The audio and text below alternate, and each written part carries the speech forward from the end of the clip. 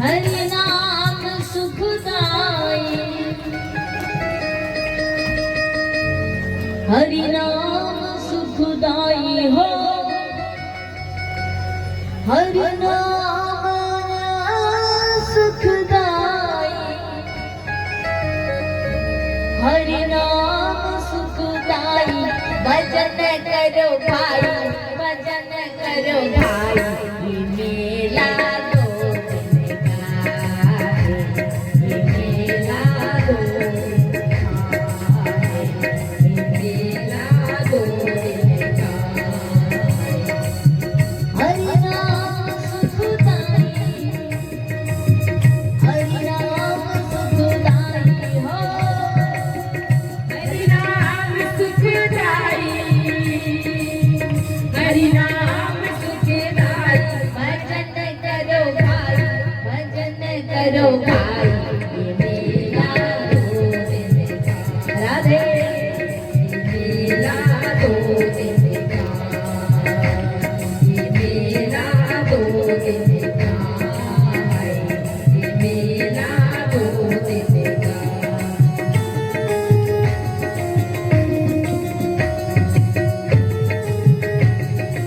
हरि बोल।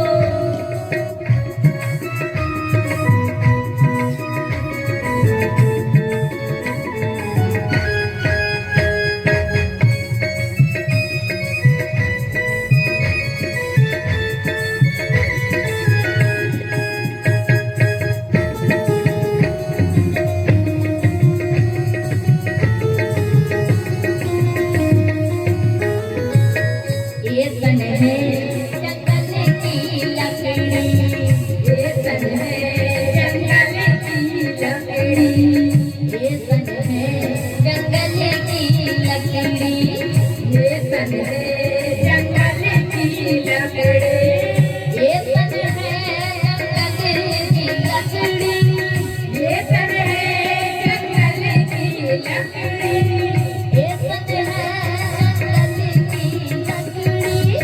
ये तन है जंगल की लकड़ी। आग लगे जल जाए, आग लगे जल जाए।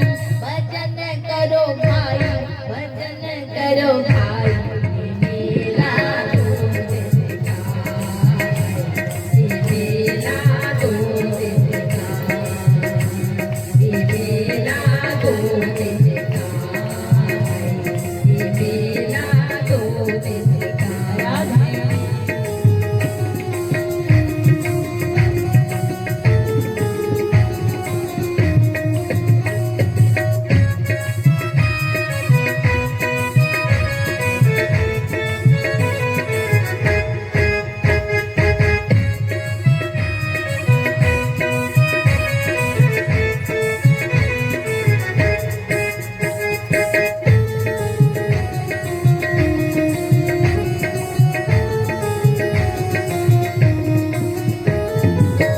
ये तन है कागज की पूरियां, ये तन है कागज की पूरियां, ये तन है कागज की पूरियां, ये तन है कागज की पूरियां, ये तन है कागज की पूरियां।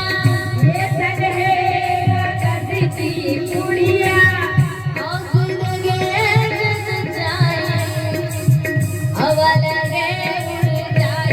भजन करो भाई, भजन करो भाई, ये मेला दो दिन का है, ये मेला दो दिन का है, ये मेला दो दिन का है, ये मेला दो दिन का है। प्रेम से वाली काली सभी सभी सभी।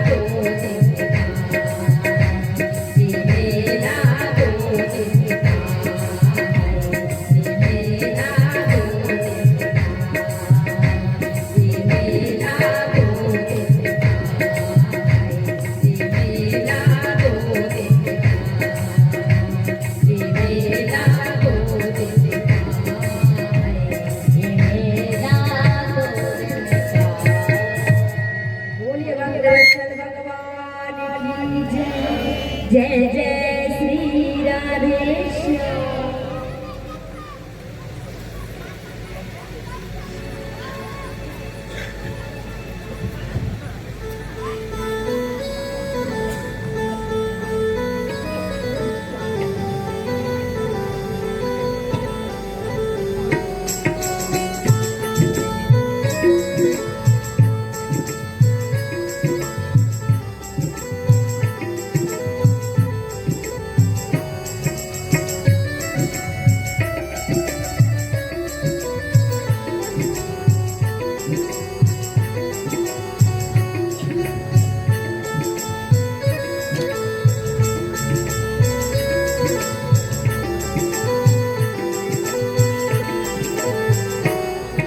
राधे हरीश्वर।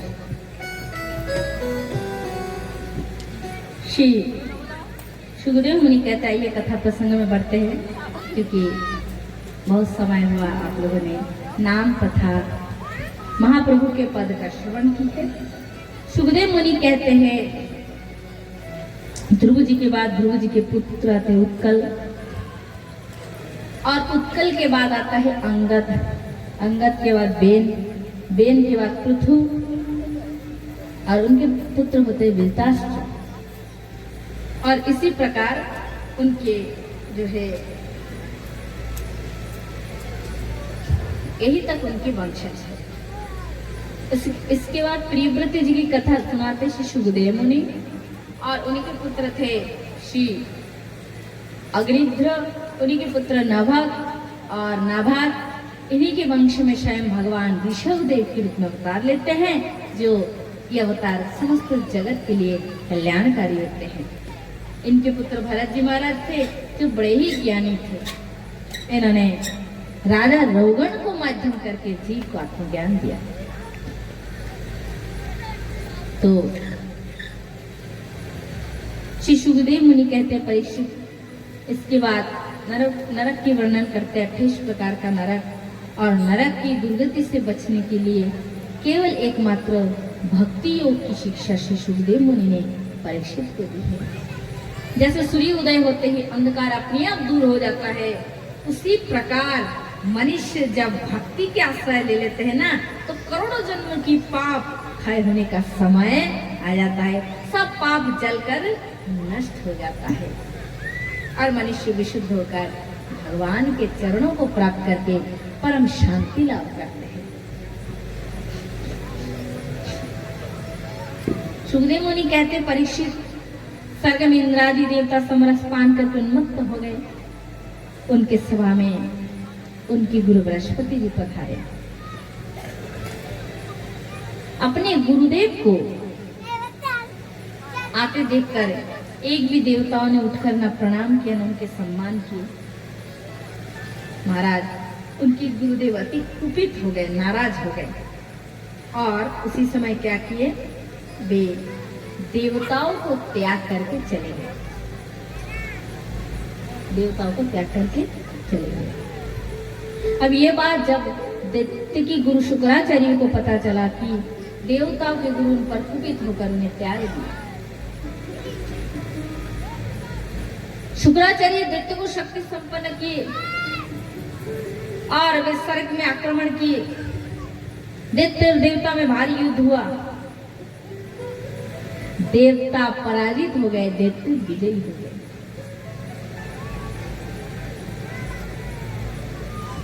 स्वर्ग पर दैत्य का राज हो गया। सारे देवता दुखी होकर वन वन में घूमने लगे, भटकने लगे। सब देवता दुखी होकर ब्रह्मा जी की शरण में गए। ब्रह्मा जी ने देवताओं को सांत्वना दी है और कहा, देवगण, दुखी होने की आवश्यक नहीं। एक मुनि है जिसका नाम है त्रिष्टा मुनि। उनके पुत्र विश्वरूप नारायण कवच की शक्ति संपन्न है। हे देवता, अगर विश्वरूप तुम देवताओं के गुरु बन जाए तो तुम्हारे कार्य संपादन हो जाएंगे। ब्रह्मा जी की आज्ञा सुनकर सब देवता त्रिष्टा मुनि के पास गए और उनसे विनय करके विनय प्रार्थना करके उनके पुत्र विश्वरूप को देवताओं ने अपना गुरु बना दिया। गुरु से शक्ति संपन्न होकर देवगण फिर स्वर्ग में गए। इस बार दैत्य और देवता से पुनः युद्ध हुआ और इस युद्ध में इस बार देवता विजयी हुए और दैत्य पराजित हो गए।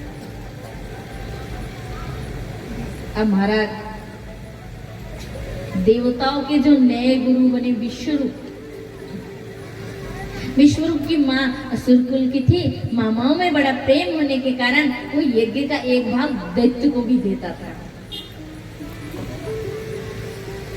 और यह बात जब किसने, इंद्र ने जाना कि गुरुदेव हमारे होकर दैत्य का पक्ष लेता है, नाराज हो गए और इंद्र ने विश्वरूप को वध कर दिया। कृष्णमुनि नाराज हो गए हैं, तुमने मेरे पुत्र को वध किए। पुत्र नहीं था वो, पुत्र रत्न था। इतना छोटा पुत्र गुण से भरे नारायण कवच को उसने धारण कर रखा था। देवगण, तुमने हमारे पुत्र को मार दिया, देखो इसका परिणाम क्या होता है। उसी समय कृष्णमुनि बड़े तेजस्वी मुनि थे, यज्ञ किए और उस यज्ञ में जैसे आहुति दिए, उस यज्ञ में वृत्तासुर नामक राक्षस प्रकट हुए। कृष्णमुनि ने कहा, जाओ, विश्वरूप तुम्हारे बड़े भाई थे। देवताओं ने मिठाई उसको मार दी।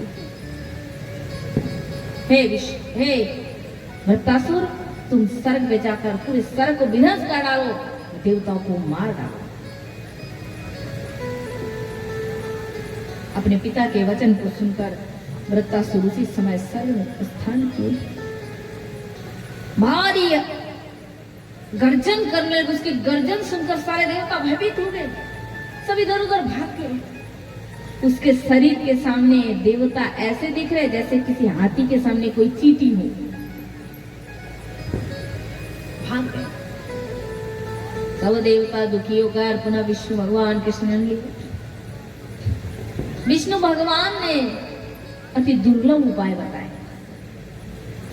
विष्णु भगवान ने कहा, है देवगण, वृत्तासुर का मृत्यु बड़े ही कठिन है।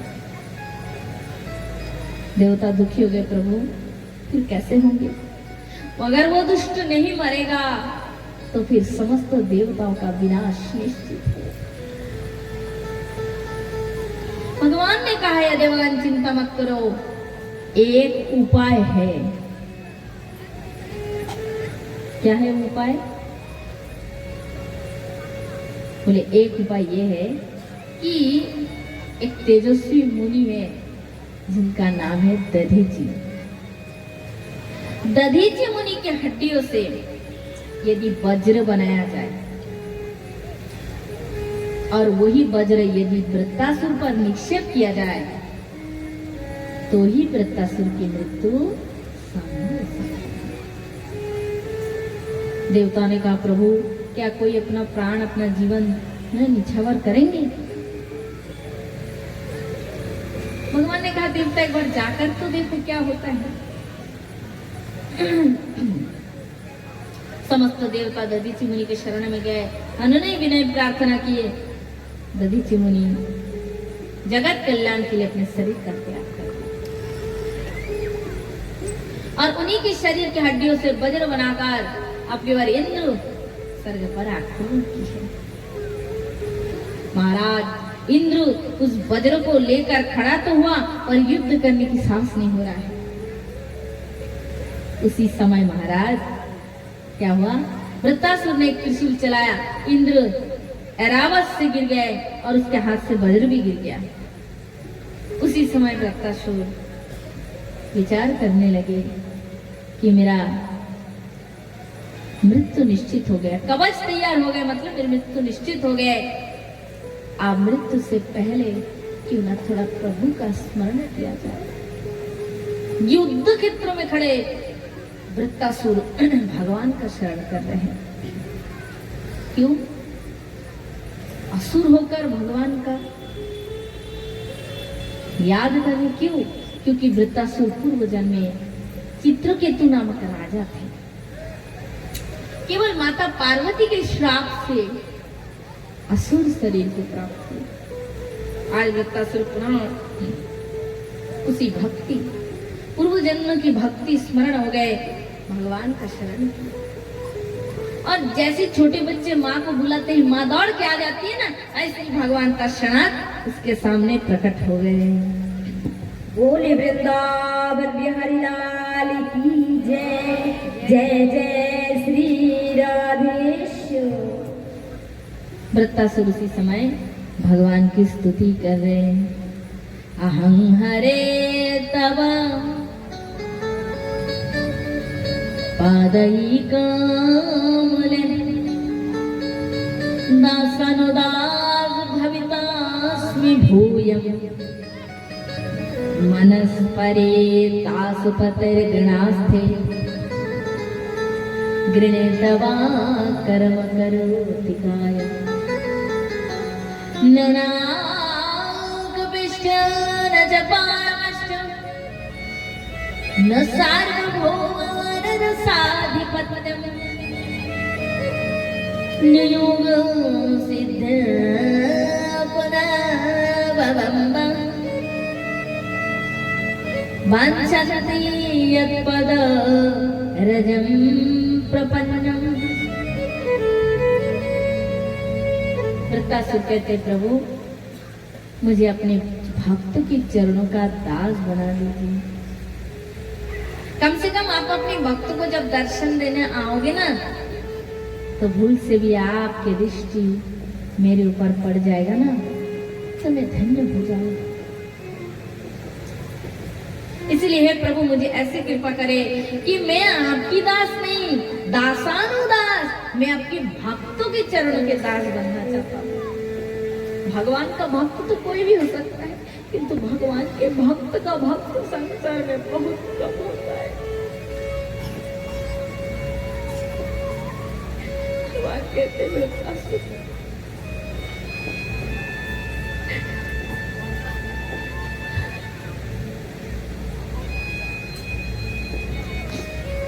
मैं तुम्हारी भक्ति से प्रसन्न हो, वर मांगो। असुर कहते प्रभु मुझे कुछ भी नहीं चाहिए, इस संसार के कुछ भी।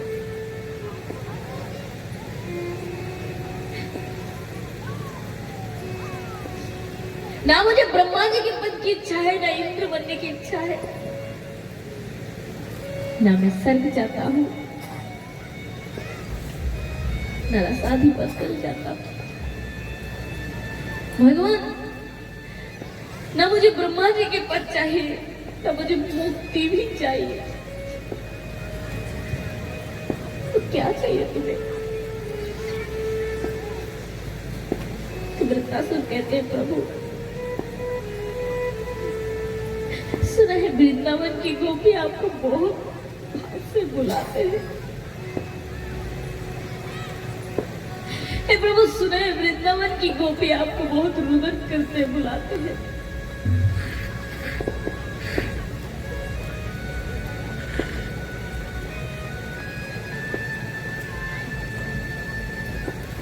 हे प्रभु उसी भाव को मुझे दे दीजिए, मैं आपके चरणों में केवल भाव पाऊंगा, क्योंकि वही सत्य है।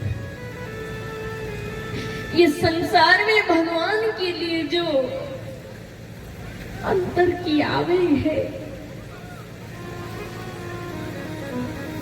ये दुनिया में वही सत्य है और सब झूठ है, मिथ्या है।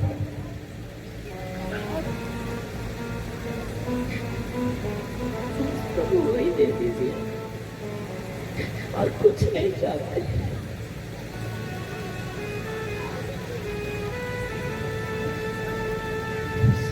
तो भाव बिन सुनी पुकारे,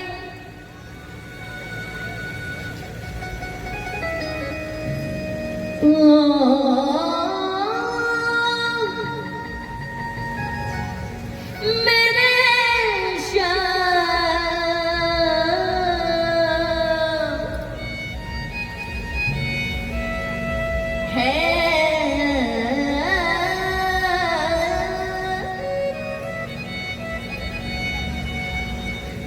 भगवान कहते हैं भाव बिन सोनी पुकारे, मैं कभी सुनता नहीं। भाव बिना मुझे कितना पुकारे भगवान कहते हैं मैं सुनता ही नहीं। और तेरे भाव भक्ति, तेरे भाव भक्ति करती मुझे लाचार है। भाव का भूखा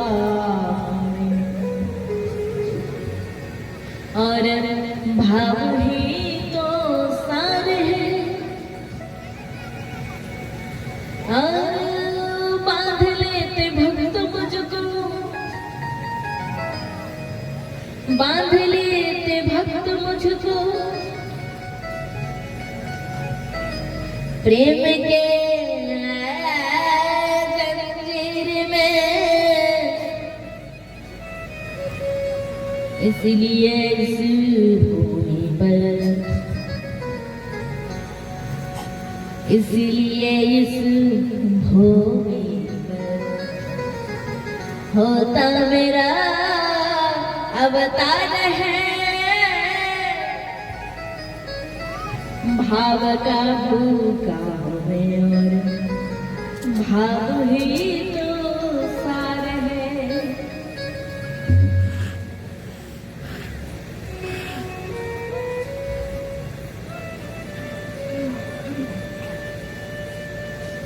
तो महाराज केवल भाव ही सार है। भगवान कह रहे हैं भक्त मुझे एक भाव से खाली फूल दे दे, वो तो मुझे स्वीकार है। और भाव बिना वो कुछ भी दे दे, वो तो मुझे स्वीकार नहीं है। इसलिए केवल भगवान को भाव प्रिय, और वही भाव रत्नासुर मांग रहे हैं, वही भाव चाह रहे हैं। भाव के वश में है भगवान। भाव बिना निधिवन मधुवन सब लागत सुनहन। और भाव हो जाए तो जित देखो तित देख तो सुंदर श्याम। हे प्रभु मुझे केवल भाव ही दे दीजिए और कुछ नहीं चाहिए। वृंदावन की गोपियां हे कृष्ण प्रणाम कहकर पुकारते हैं, वही भाव दे दीजिए। प्रभु जन्म मेरे कर्म के अनुसार यदि मैं जन्म जन्मांतर के चक्कर में पड़ी रहूंगी तो मुझे कोई दुख नहीं, परंतु भगवान जिस भी जन्म में जिस भी योनि में रहूं मुझे केवल आपका संग, आपके प्रिय भक्त का संग मिलते रहे। गोविंद जिसका मुख आपका नाम नहीं लेते हैं, जो आपकी भक्ति नहीं करते हैं, ऐसे लोगों से भूल में भी मेरा संग कभी ना हो। बस मुझे यही चाहिए।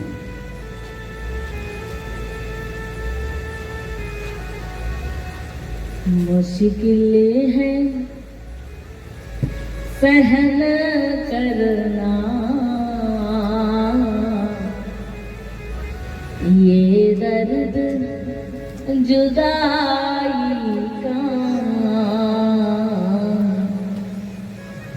मुझे कुछ तो बता प्यारे,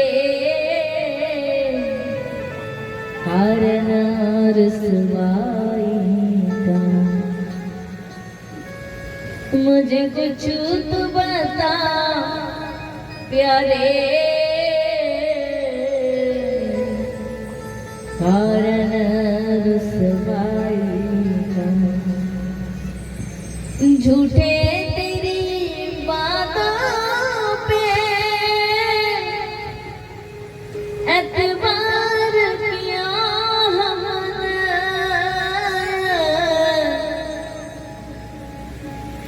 तेरी कृपा को सुन कर तुझसे प्यार किया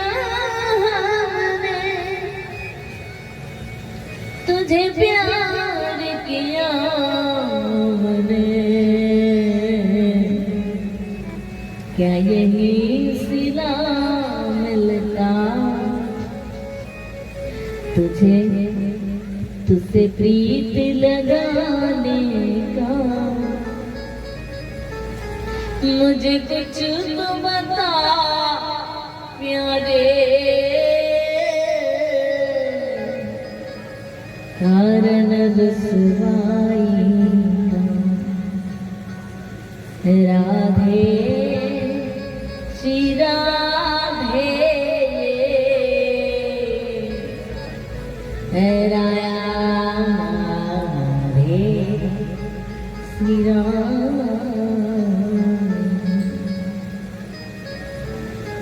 वृत्तासुर की भक्ति को देखकर भगवान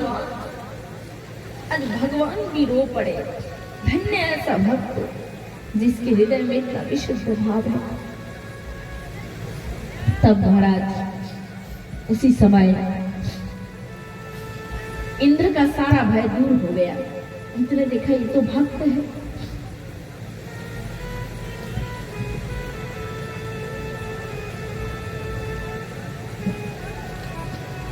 तब भगवान के सामने इंद्र ने उस वज्र को वृत्तासुर को चलाया। चलाते ही पांचों दिक शरीर जलकर नष्ट हो गए और वो दिव्य देह में भगवान के नित्य नाम चले गए।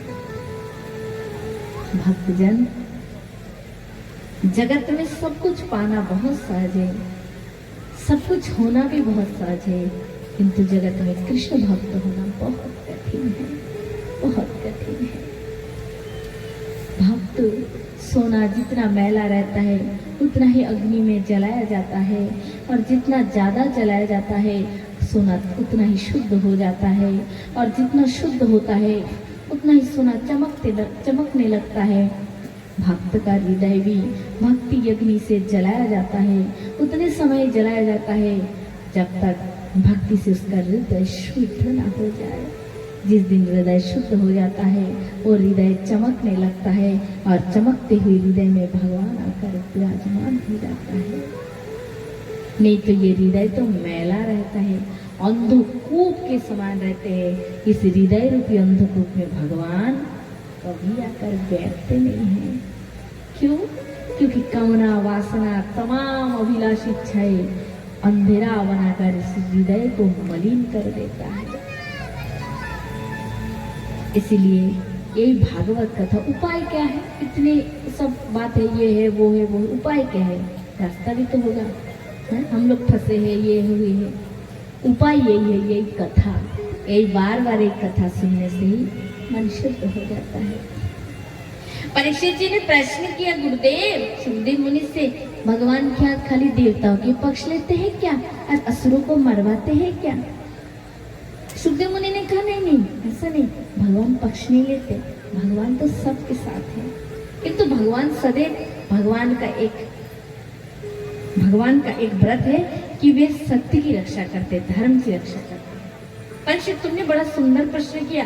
इसी प्रश्न से प्रहलाद आदि भक्ति की कथा सुनाई पड़ते हैं, जिस भक्ति की कथा बड़े बड़े महात्मा बड़े बड़े सभा में गाते हैं। साधु पृष्ठा महाराज हरिश्च रे मद्भक्त यद भागवत भक्त भागवत भक्ति वर्धनम गीयते परमं पुण्यम ऋषिर्वि नारद आदिवि नत्या कृष्णे मने कथयिषे हरे कथम। ये कह के सुखदेव मुनि कथा सुनाना आरंभ किए। बड़े सुंदर कथा है। ब्रह्मा जी के 4 पुत्र वैकुंठ लोक गए। भगवान विष्णु के दर्शन करना था। 8वें द्वार पर जय विजय नामक पार्षद ने रोक दिए। उन्होंने कहा हम भगवान के दर्शन करना चाहते हैं। नहीं हो सकता।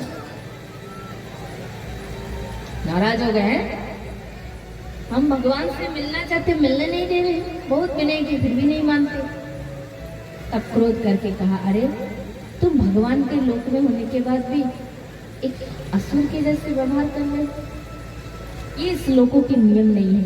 अतः मैं तुम्हें श्राप देता हूँ कि तुम दोनों पार्षद पृथ्वी में असुर शरीर को प्राप्त करो। जैसे ये श्राप दिए रो पड़े, बोले अब श्राप दे दिया, श्राप को टाला नहीं जा सकता। वही जय और विजय कश्यप जी की वह माता दीति के गर्भ से दो पुत्र के रूप में प्रकट हुए।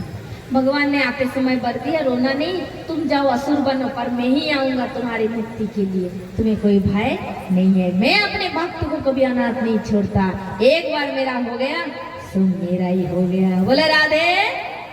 इसलिए आज से अपना नाम लिख दो, तुलसी पत्ता माथे पे चढ़ा के सुबह सुबह भगवान के मंदिर में जाना और कहना, भगवान जैसे भोग चढ़ता है, जल चढ़ता है, धूप दीप चढ़ता है, आज मैं भी तुम पे चढ़ गया, आज से मैं तुम्हारा हो गया, तुम्हारी पूरी जिम्मेदार है मेरी रक्षा करना, मुझे भजन कराना और अपने चरणों में लेना। और एक बार हो जाए राधे, बस उन्हीं की जिम्मेदारी, हमको कोई टेंशन नहीं। कैसे क्या कराना नहीं कराना वो जानते हैं, वो तो सुप्रीम पावर है, सब कर सकते हैं। मुझ जैसे क्षुद्र जीव को पार नहीं लगा सकते, जरूर लगा सकते हैं, बस समर्पण होना है। तुम्हारे भगवान कह दिए हम आएंगे, तुम चिंता मत करो। जय और विजय हिरण्यक्ष और हिरण्यकश्यप के नाम से पृथ्वी में विख्यात हुए। कश्यप जी की पत्नी दीति के पुत्र।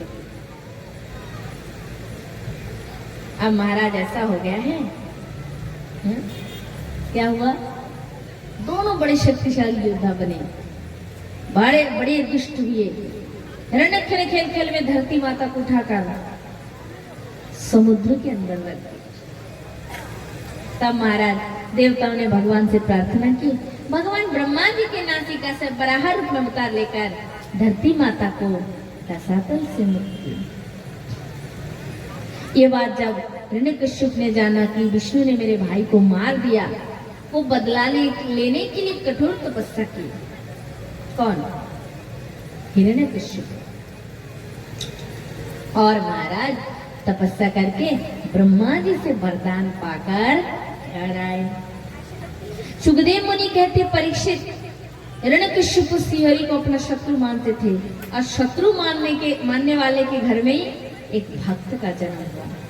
कौन? श्री प्रहलाद जी महाराज। बोलो प्रहलाद जी महाराज की जय।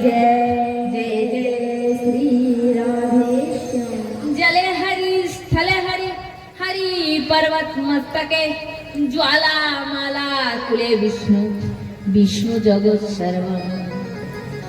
जल स्थल कीट पतंग स्थावर जंगम, प्रहलाद सब जगह अपने हरि को ही देखते थे। पिताजी ने उनकी भक्ति की विरोध की, प्रहलाद ये क्या, तू हर समय नारायण नारायण क्यों कहता है? नारायण विष्णु मेरा परम शत्रु, उसका नाम नहीं ले सकता। प्रहलाद चुपचाप हो गया।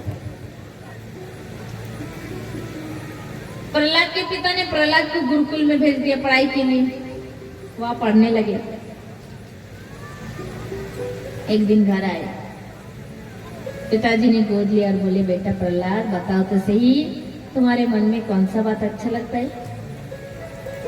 तो प्रहलाद जी कहते, पिताश्री ये संसार एक अंधकूप है और मनुष्य इस माया के कूप में पड़कर प्रीता भोग रहे हैं। जीव के कर्तव्य इस अंधकूप से निकलकर भी भजन करे और भगवान के चरणों को प्राप्त करे। मेरे विचार में यही सबसे बढ़कर उत्तम कर्म है। सुनते ही नाराज हो गए, गोद से फेंक दिए, अभी भी विष्णु का गुणगान गाता है। ये मेरे बेटे को क्या हो गया? जिसका नाम नहीं सुनना चाहता हूँ उसी का नाम लेते हुए मेरे गोद में चढ़कर गोद से फेंक दिया। दैत्य इसे ले जाओ, उचित दंड दो। दैत्य ले गए। विविध प्रकार से प्रहलाद को भय दिखाते कि विष्णु का नाम नहीं लेना है, किंतु प्रहलाद नहीं मानते। जितना भी भय दिखाते उतने जोर से और भगवान का नाम लेते हैं। बोला राधे। अर्थात प्रहलाद शिक्षा देते हैं कि जीवन की किसी भी परिस्थिति में भगवान को मत भूलो, वही तुम्हारे सर्वश्रेष्ठ प्रिय है, अपना है, बंधु है, आत्मा है। तुम्हारी आत्मा रूप में भगवान ही तो है, तुम्हारे हृदय में बैठे। अगर वो निकल जाए तो तुम्हारा शरीर तो कुछ भी नहीं कर सकता। गुरुकुल से प्रहलाद फिर पढ़ाई लिखाई, बच्चे हैं स्कूल भेज दिए, गुरुकुल पढ़ाई लिखाई के बहुत दिन बाद घर आए। पिताजी आदर करके, मैं इशारा दूंगा, अभी नहीं,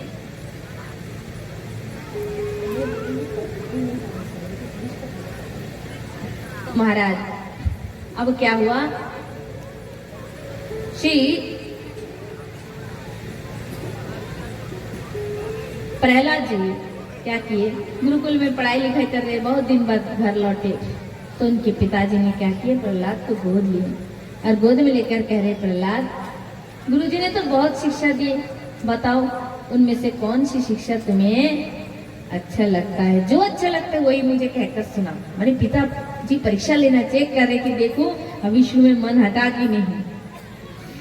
जैसे ही बोले तो प्रहलाद जी विचार किए, मेरे गुरु तो नारद मुनि है, माता के गर्भ में रहते हैं, मैंने नारद मुनि से शिक्षा प्राप्त की। अतः प्रहलाद जी उसी को कहने लगे, श्रवणायाम कीर्तनम विष्णु शरणम पाद सेवनम अर्चना वंदनम दास्य साख्य आत्मा निवेदनम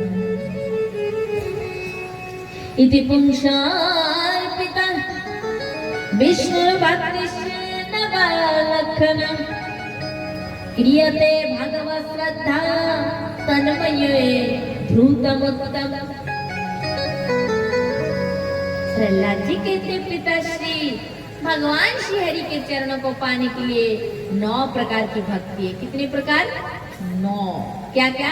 उनके कथा श्रवण, कीर्तन, विष्णु शरणम, पाद सेवनम, अर्चनम, वंदनम, दास्य, साख्य और अंत में खुद को भी निवेदन कर देना।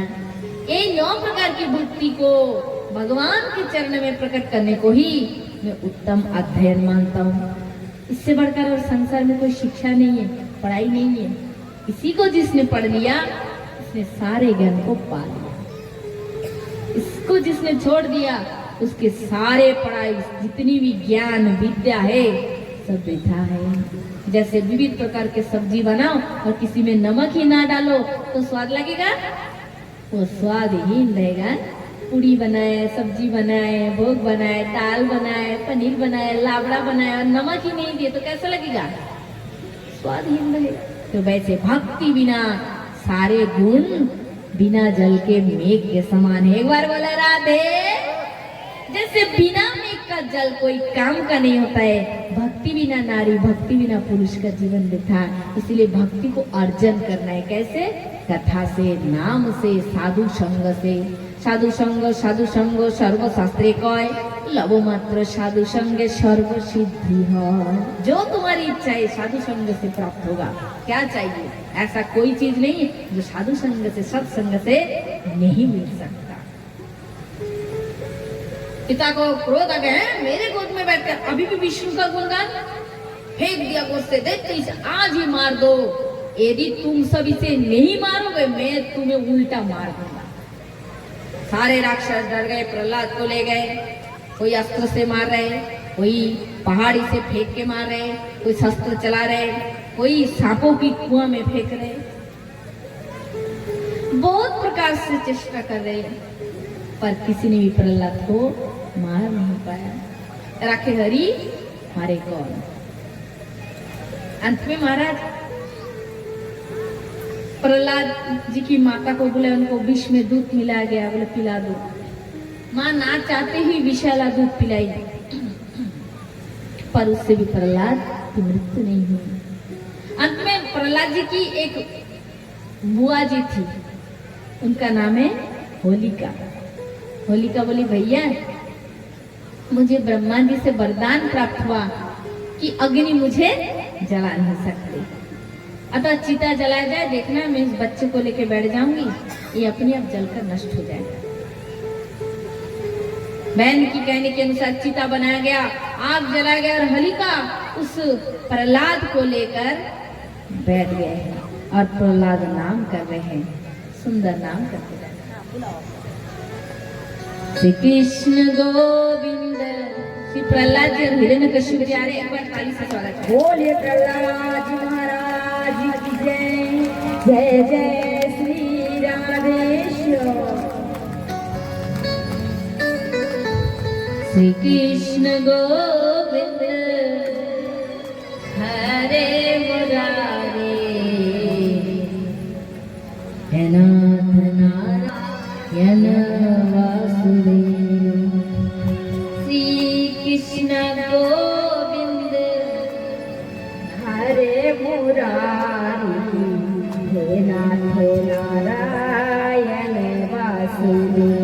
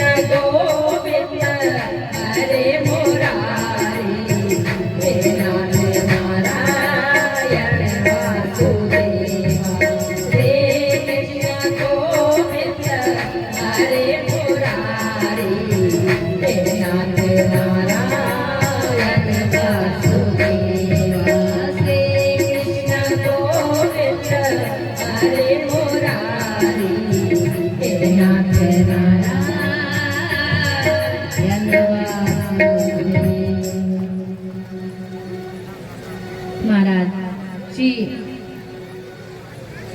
प्रहलाद जी महाराज भगवान के नाम कीर्तन कर रहे, नाम जप कर रहे हैं। इतनी में हलिका जोर जोर से चिल्लाने लगी, अरे बचाओ, कोई बचाओ, अग्नि मुझे जला रहे, अग्नि मुझे जला रहे। अरे ब्रह्मा जी, तुमने क्या मुझे झूठे वरदान दिए? ब्रह्मा जी साक्षात प्रकट हो गए। ब्रह्मा जी ने कहा, हलिका मेरा वरदान झूठा नहीं हो सकता।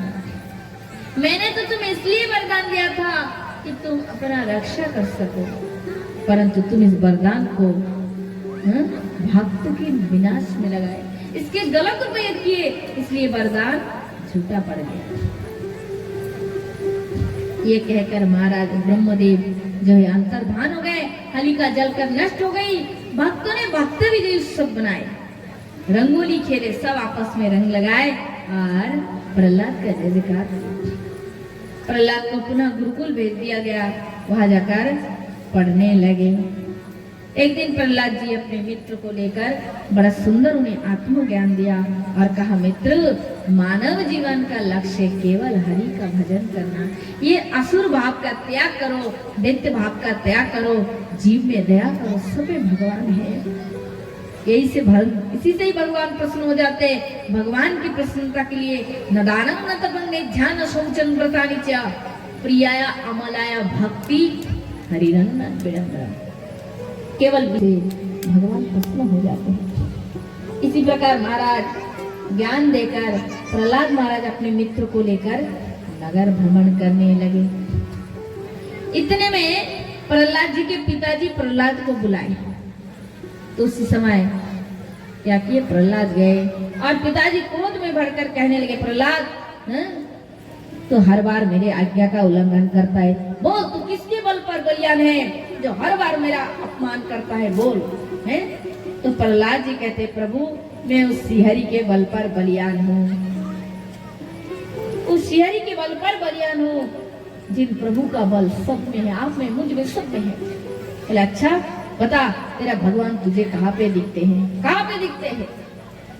तो प्रहलाद महाराज कहते, प्रभु ऐसे कोई जगह नहीं जहाँ पर मेरा भगवान ना हो, यत्र तत्र सर्वत्र आप में, मुझ में, वातावरण में, पशु पक्षी सब में भगवान है।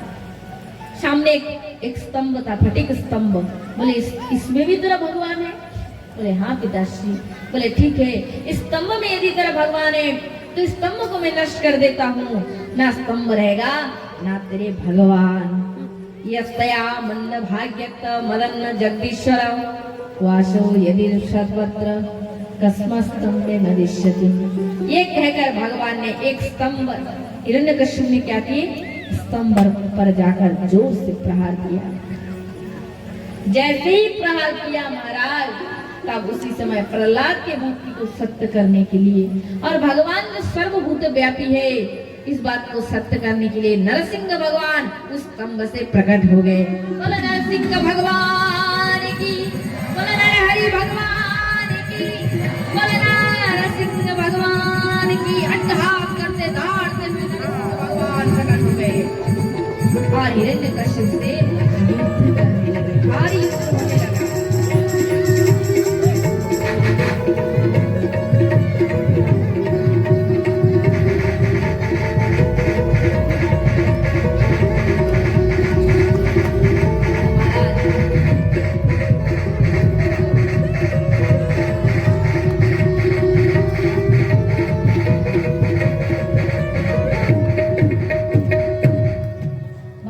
होने लगा।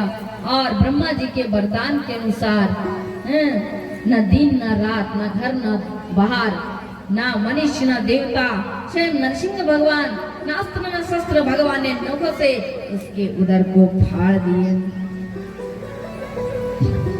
करवाल दष्टं च सत्य विधातुं न भूत भाषितं व्याप्तिं च भूतेषु अखिलाशतात्मना अदृष्टात् अद्भुतर्वमग्रहण स्तम्भस्मानं मृदुन्नमानसं कराळदष्टं च करवालचं च पुरान्तजीवं कुटिमुखल्लना स्तुब्धकर्णमग्रेदद्भुतं भ्रान्तनाशं अन्वेदविषयं। भगवान अट्टहास कर रहे हैं, कंचन कर रहे हैं, मानो विश्व को आज नष्ट कर देंगे। उनकी इस गर्जन को सुनकर देवता भयभीत हो गए। किसी में शक्ति नहीं आकर भगवान के सामने खड़े हो जाए। ब्रह्मा जी ने सोचा पति तो ज्यादातर जितने भी गुस्से में रहे पत्नी को देखने से ठंडा पड़ जाते हैं, इसलिए लक्ष्मी जी को बुलाया गया। बोले माता जी आइए, आप अपनी पति को ठंडा करें। लक्ष्मी जी आई और देखकर डर गई। बोले ये तो बाबा बब्बस सिर बन के बैठे। एक छलांग लगाई, फिर वापस बैकुंठ को चली गई। बोले मुझसे नहीं हो सकती। अंत में ब्रह्मा जी ने निर्णय किया कि भगवान को तो सबसे प्रिय अपना भक्त होता है, इसलिए ब्रह्मा जी ने प्रहलाद को आगे कर दिए। प्रहलाद गए और जाकर भगवान के चरणों में प्रणाम किए। प्रणाम करते ही नरसिंह भगवान का उग्र रूप शांत हो गए, वात्सल्य से भर गया। प्रहलाद को हृदय से लगा लिए। सब एक बार ताली बजाए बड़े आनंद से। बोलिए नरसिंह भगवान की जय, बोलिए प्रहलाद जी महाराज की जय। जय जय श्री राधेश्वर। मन्ने धना भिजन रपत पशुतौ जो तेज प्रभाव बल पौरुष बुद्धि योगा नारदिनाय भवन्ति पौरुष पुंसम भक्त्या तु यद् भगवान अयोध्यापाय विप्रादि षडंगन तदार विंदनाव तदार विंद विमुखच्युत शपथं वरिष्ठ मन्ये तदर्पित प्रणमन मन वचन हितार्थे प्राणं पुनतिं न सकलं न तुवरे माना। हाथ जोड़े प्रहलाद जी स्तुति करते भगवान। देवगण ऋषि मुनि सब बड़े आपकी स्तुति गायन की, किंतु आपका कोई ठंडा नहीं पड़ा। और मैं एक शिशु होकर केवल विनय भाव से आपके चरणों में प्रणाम किया। प्रणाम करते ही आपका क्रोध ठंडा पड़ गया। भगवान, इससे अनुभव होता है कि आपको पाने के लिए ना ऋषि मुनि होना आवश्यक है, ना देवता होना आवश्यक है। आपको पाने के लिए तो केवल विशुद्ध भक्ति चाहिए। भगवान ने कहा, प्रहलाद, तुम्हारी भक्ति से मैं अति प्रसन्न हूँ, मांगो तुम्हें क्या चाहिए। तो प्रहलाद जी कहते, प्रभु मुझे कुछ भी नहीं चाहिए, मुझे कुछ भी नहीं चाहिए, मुझे ये वर दीजिए कि आप मुझसे मत कहिए वर मांगो। भगवान ने कहा, नहीं, मेरा दर्शन वृथा नहीं जा सकता, प्रहलाद कुछ तो मांगना पड़ेगा। तो प्रहलाद जी कहते, प्रभु मेरे पिताजी ने बहुत आपकी निंदा की है, आपसे शत्रुता की है, प्रभु उन्हें नरक मत भेजना, अपने अपने चरणों में स्थान देना। तो भगवान कहते हैं, प्रहलाद तुम्हारे जैसे भक्त जिस कुल में जन्म लेना, उसकी 21 पीढ़ी मेरे धाम को प्राप्त होते हैं। तुम्हारे पिता तो कब के चले गए, तुम्हें कोई चिंता नहीं। बोले, बस प्रभु और मुझे कुछ नहीं चाहिए। महाराज, इसके बाद प्रहलाद जी पिताजी के राज को संभाले। भगवान ने उस आसन पर बिठाया और नाम हो गया सिंहासन। स्वयं विराज कर उसे सिंहासन बनाए, प्रहलाद जी को विराज किया और बोले, अंत समय तुम मुझे प्राप्त करोगे। ये कहकर प्रभु नित्यधाम प्रस्थान किया।